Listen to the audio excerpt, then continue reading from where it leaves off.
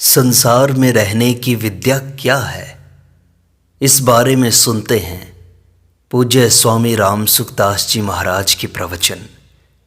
वे कहते हैं, वास्तव में अभिमान और ममता का त्याग कठिन है, परंतु एक बात आपको बताई जाती है, भाई बहन अपने अपने घरों में उसका अनुष्ठान करें, उसके अनुसार जीवन बनाएं, तो बड़ी सुगमता से अभिमान और ममता का त्याग हो सकता है। घरों में प्रायः दो बातों को लेकर लड़ाई होती है, काम धंधा तो तुम करो और चीज वस्तु मैं लूं, आराम आदर सत्कार सब कुछ मुझे मिले, काम धंधा और खर्च तुम करो। इन बातों को लेकर खटपट चलती है। अगर इनको पलट दिया जाए, अर्थात काम धंधा मैं करूं, आराम आप करो, आदर सत्कार मान प्रशंसा ये लेने की नहीं देने की चीजें हैं, तो दूसरों का आदर करें, मान दें, आराम दें, सत्कार करें, उनकी आज्ञा पालन करें, उनको सुख पहुंचाएं। ऐसे आपस में किया जाए तो प्रेम बढ़ता है। मनुष्य का स्वभाव है कि वह अपने मन की बात पूरी करना चाहता है और अपने मन की होने से राजी होता है। धन की, मान की, बड़ाई की, जीने की कामना होती है, परंतु इन कामनाओं में मूल कामना यह है कि मेरे मन की बात हो जाए। यह बात अच्छी नहीं है। अपने मन की बात का आग्रह छोड़कर औरों के मन की बात करता चला जाए तो निहाल हो जाए। केवल दो बातों का ख्याल करना है कि उनकी बात न्याय युक्त हो और अपनी सामर्थ्य में हो। इसका एक सरल उपाय है। यह निश्चय कर लें कि हमें संसार से लेना नहीं है, संसार की सेवा करनी है। क्यों करनी है? क्योंकि पहले लिया है, इसलिए अब देना है। संसार को देना है, संसार से लेना नहीं है। एक मार्मिक बात बताएं, आप ध्यान देकर सुनो। मानव शरीर परमात्मा की प्राप्ति के लिए मिला है। संसार में रहने की एक रीति है, उस रीति को हम धारण करें तो परमात्मा की प्राप्ति बड़ी सुगमता से हो जाए। प्रत्येक काम करने की एक विद्या होती है। यदि उसके अनुसार काम करते हैं तो वह काम पूरा हो जाता है। संसार में रहने की भी एक विद्या है, तो उस विद्या को भी जानना चाहिए। उस विद्या को काम में लें तो बड़ी सुगमता से संसार में रहेंगे और संसार को पार कर जाएंगे। पर वह विद्या है क्या? वह विद्या यह है कि जिसके साथ जो संबंध मान रखा है, उसके अनुसार बड़ी तत्परता से अपने कर्तव्य का पालन करे और उससे अपनी कोई भी इच्छा न रखे, कामना न रखे, वासना न रखे। अपने को लेना नहीं है, बस देना है। यह शरीर है संसार से सुख लेने के लिए नहीं, संसार को सुख देने के लिए। एही तन कर फल विषय न भाई। शरीर का फल तो सेवा करना है। माता के लिए पुत्र बनो तो सपूत बनो, माँ की सेवा करनी है। माता के पास जो रुपए हैं, गहने कपड़े हैं, तो यही कहो कि माँ, जो तुम्हारे पास है उसे हमारी बहन को दे दो, छोटे भाई या बड़े भाई को दे दो। मेरे ऊपर तो एक ही कृपा करो कि सेवा मुझसे ले लो। माँ बाप की सेवा से आदमी उऋण नहीं हो सकता। उनका जितना भी ऋण हमारे ऊपर है उसे हम चुका नहीं सकते, ऋण को अदा नहीं कर सकते। कोई उपाय नहीं है। तो क्या है? सेवा करके उनकी प्रसन्नता ले लो। प्रसन्नता लेने से वह ऋण माफ हो जाता है। माँ ने जितना कष्ट सहा है, बालक उतनी माँ की सेवा नहीं कर सकता। सब कुछ माँ ने ही तो दिया है। कोई कहे कि मैं मेरे चमड़े की जूती बनाकर माँ को पहना दूं। कोई उनसे पूछे तो सही कि यह चमड़ा भी क्या तुम बाजार से लाए हो क्या? यह तो माँ का ही है। इस पर तू अधिकार क्या करता है? माँ से ही मिला है। आज हम बड़ी बड़ी बातें बनाते हैं, लोगों में विद्वान सज्जन कहलाते हैं, पर यह शरीर मिला किससे है? माँ से मिला है। माँ से पालन हुआ है। आप कितने भी विद्वान हो जाएं, बचपन में बैठना नहीं आता था। माँ ने सिखाया है बैठना, चलना सिखाया, उंगली पकड़कर चलना सिखाया तुम्हें। भोजन करना नहीं आता था, माँ ने बैठाकर मुख में ग्रास दिया, भोजन करना सिखाया। यह दशा थी बहनों की और भाइयों की भी। उस अवस्था में माँ ने पालन किया और बड़े बड़े कष्ट सहे। खेल में इधर उधर जाते, तोड़ फोड़ करते, वृक्षों में उलझते, बिच्छू को भी पकड़ने को दौड़ते, आग में हाथ डालना चाहते। सबसे माँ ने रक्षा की। अब ऐसा देखकर मन खराब होता है। उस समय होश नहीं था कि हम खेल कहाँ रहे हैं, कचरे में खेल रहे हैं या बालू रेत में। अब हमें ऐसा नहीं लगता, कुछ भी नहीं। ये सब ज्ञान माँ ने कराया, बड़ी विलक्षणता से तुम्हारा पालन किया है। कभी कभी भाई लोग अभिमान में आकर कह देते हैं कि क्या बड़ी बात है। उनसे मैं कहता हूँ कि बच्चे को 2 दिन गोद में रखकर तो देखो। माँ में मातृत्व शक्ति है, तब हमारा पालन हुआ। इसलिए जितनी अपनी सामर्थ्य हो, माँ बाप की सेवा करो। जो नहीं जानते, कृपा करके उन्हें समझाओ कि बड़ों का आदर करो। जो माँ बाप का आदर नहीं करते, उनका भगवान भी आदर नहीं करते। कोई उनका विश्वास नहीं करते, क्योंकि जो माँ बाप का नहीं, वह किसका होगा? माँ बाप की सेवा करने से भगवान राजी होते हैं। आज्ञा पालन करने से सिद्धि प्राप्त होती है, अर्थात परमात्मा की प्राप्ति होती है। इस कारण भाई बहनों को आज्ञा पालन करनी चाहिए। आज्ञा पालन से क्या होगा? कोई पूछे तो उनकी सेवा होगी और हम अहंकार से रहित हो जाएंगे। वस्तुओं से, उनकी सेवा करने से निर्मम हो जाएंगे। जितनी जितनी चीज़ों को सेवा में लगा देंगे, उतनी ही उनसे ममता दूर हो जाएगी। और जितना परिश्रम करोगे, उतना अपना अहंकार नष्ट हो जाएगा। आराम बुद्धि और अपने में बड़प्पन का अहंकार, ये पतन करने वाले हैं। संसार की सेवा करते करते अभिमान को सुगमता से दूर कर सकते हो। ऐसे ही समान उम्र वालों की सेवा करो। छोटी अवस्था वाले हैं, उनकी भी सेवा करो। छोटों का पालन पोषण करना भी सेवा है। सदाचार की शिक्षा देना भी सेवा है। वे उम्र भर सुख पाएंगे, इसलिए बच्चों को अच्छी शिक्षा दो।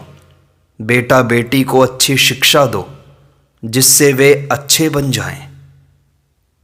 ये माताएं चाहें तो संसार का कल्याण कर सकती हैं, क्योंकि हम जितने भाई बहन हैं, ये सबसे पहले माँ की गोदी में आते हैं, माँ की गोद में खेलते हैं, माँ का दूध पीते हैं। माँ के स्वभाव का असर पड़ता है। महिलाएं जैसी प्रकृति की होंगी, वैसे ही बालक बालिकाएं होंगे। बच्चे वैसे ही नागरिक बनेंगे। बड़े होकर वैसा ही वह देश बनेगा। माँ छोटी अवस्था में जो शिक्षा देती है, वह बहुत काम करती है, क्योंकि बचपन में पड़े हुए संस्कार बहुत काम करते हैं। अतः माताएं चाहें तो देश का बड़ा सुधार कर सकती हैं। माताओं में मातृत्व शक्ति होती है, ये उसका उपयोग करें।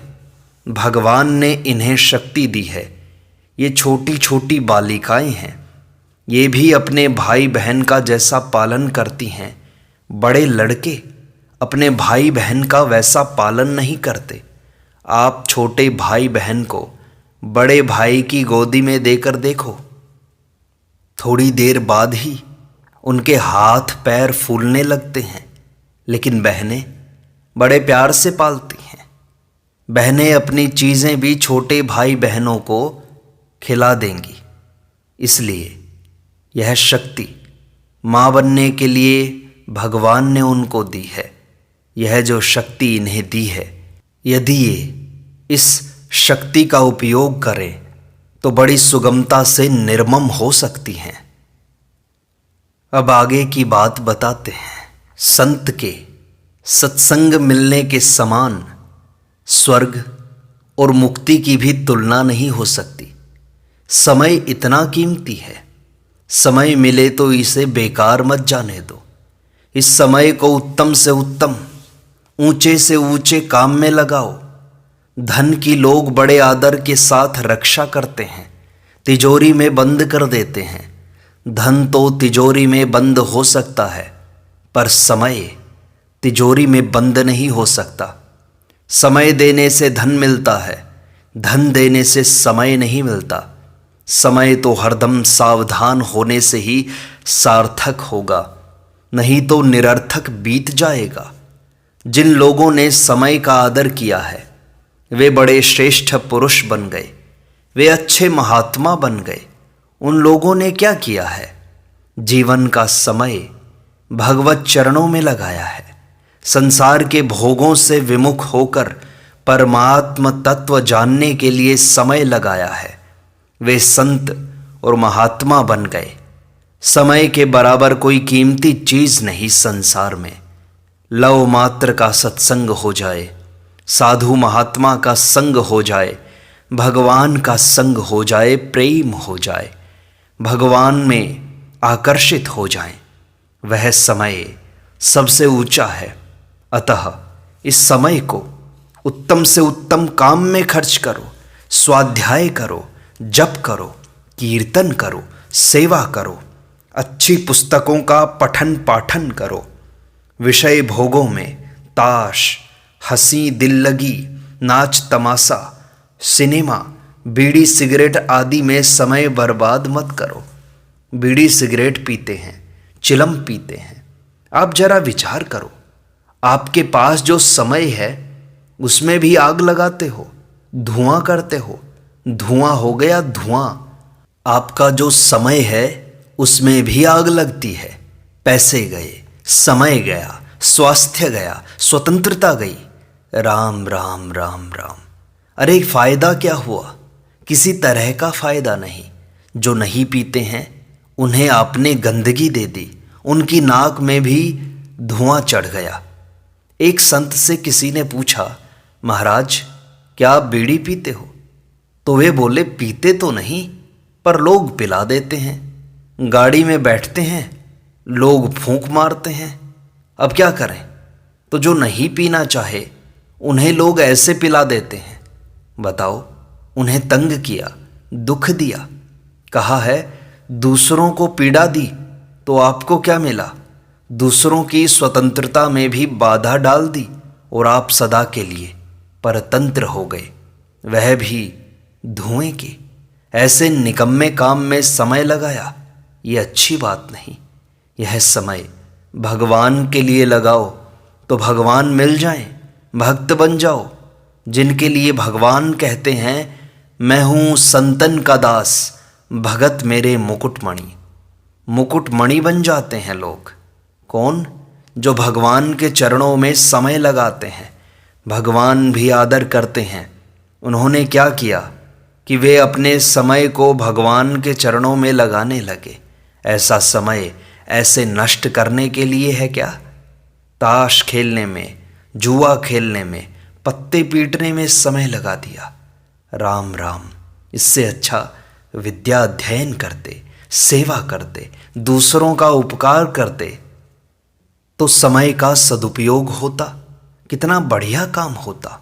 वह समय ऐसे ही बर्बाद कर दिया। यह समय ऐसे नष्ट करने के लिए नहीं मिला है।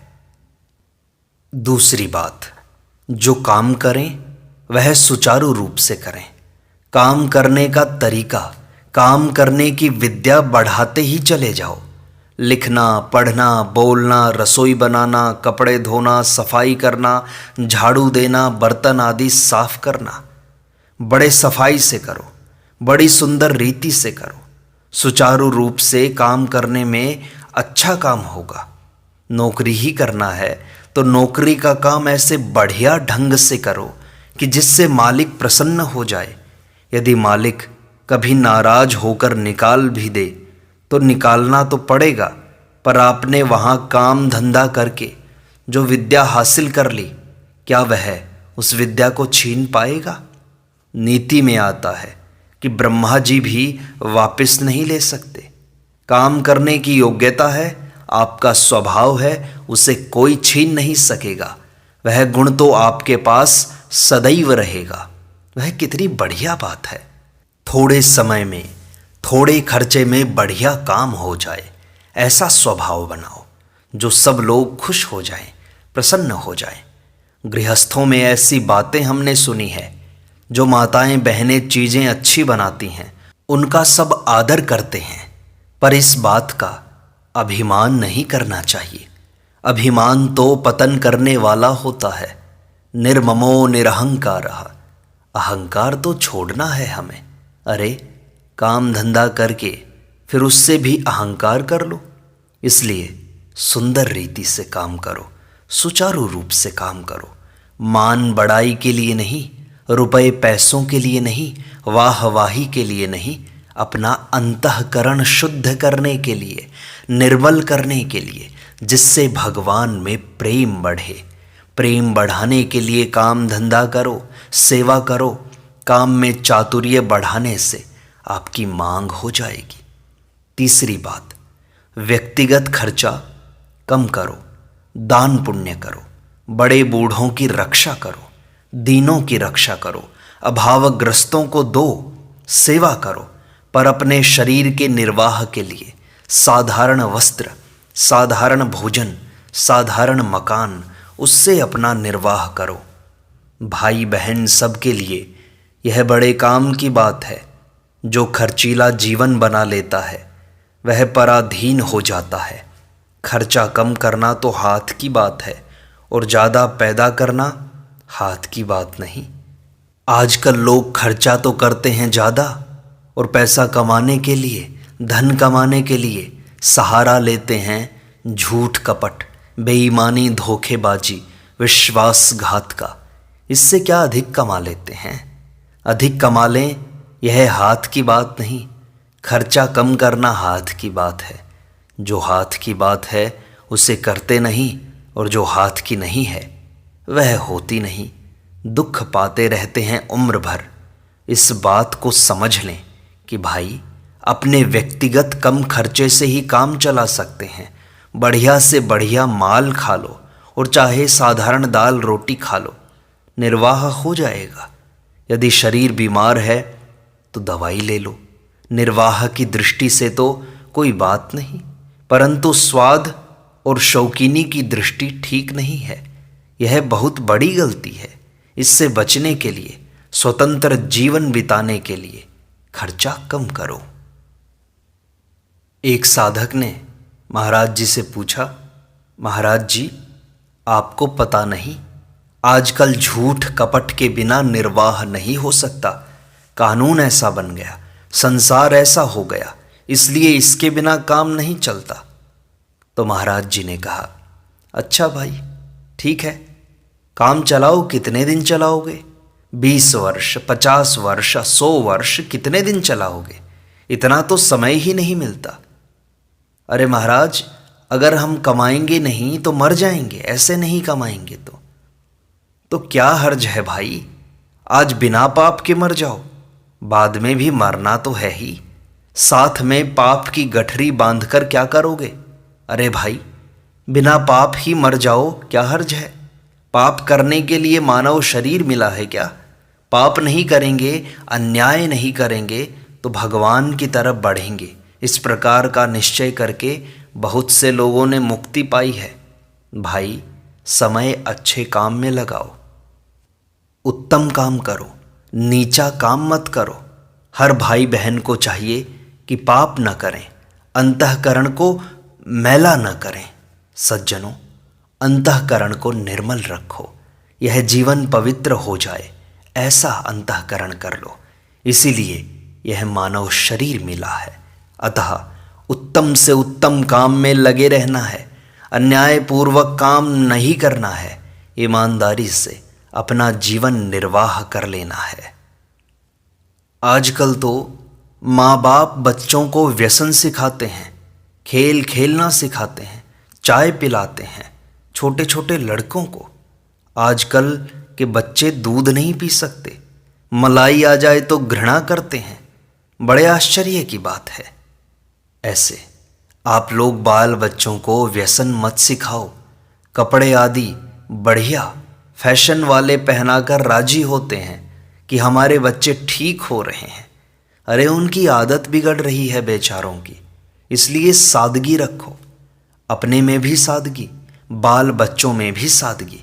अच्छे ढंग से काम कराओ, उत्साह रखो, काम धंधा ठीक कराओ, बाल बच्चों से भी काम कराओ। आपके घर नौकर है, नौकर रखने की ज़रूरत है तो रखो। नौकर रखकर नौकरों के वशीभूत मत हो जाओ। नौकर बढ़िया काम नहीं करेगा, आपको भी सब काम करना आना चाहिए। नौकर जितना काम करते हैं आपको आ जाए तो आपको चकमा नहीं दे सकते। रसोइया कहे घी तो इतना लग गया। अरे, हम जानते हैं इतना घी कैसे लग गया। आप करना जानोगे तो आप शासन कर सकोगे, नहीं तो इतना लग गया। हाँ साहब, लग गया। कैसे बताएं यह बात? आजकल काम धंधा करने में लोग बेइज्जती समझने लगे हैं। माँ सीता काम करती थी, रसोई बनाती थी, लक्ष्मण आदि थे, उन्हें बड़े प्यार से भोजन कराती थी, स्वयं खटकर परिश्रम करके सासुओं की सेवा करती थी। क्या वह छोटे घर की हो गई? सैकड़ों ही नहीं, हजारों दासियां थी, उनके सामने अपने घर का काम करती थी। लड़ने में तो बेइज्जती नहीं समझती, घर के काम करने में आज की बहुएं बेइज्जती समझती हैं। बड़े पतन की बात है। अतः अपना समय ठीक से लगाओ। अच्छी आदत बनने पर आपकी ग्राहकता हो जाएगी, सब आपको चाहेंगे, आपकी आवश्यकता पैदा होगी। और अच्छे काम करने से अहंकार छूटेगा, मन निर्मल हो जाएगा, निर्मम निरहंकार हो जाओगे। संसार का काम करते करते ऊंची से ऊंची स्थिति को प्राप्त हो जाओगे। बस लग जाओ, तब काम होगा।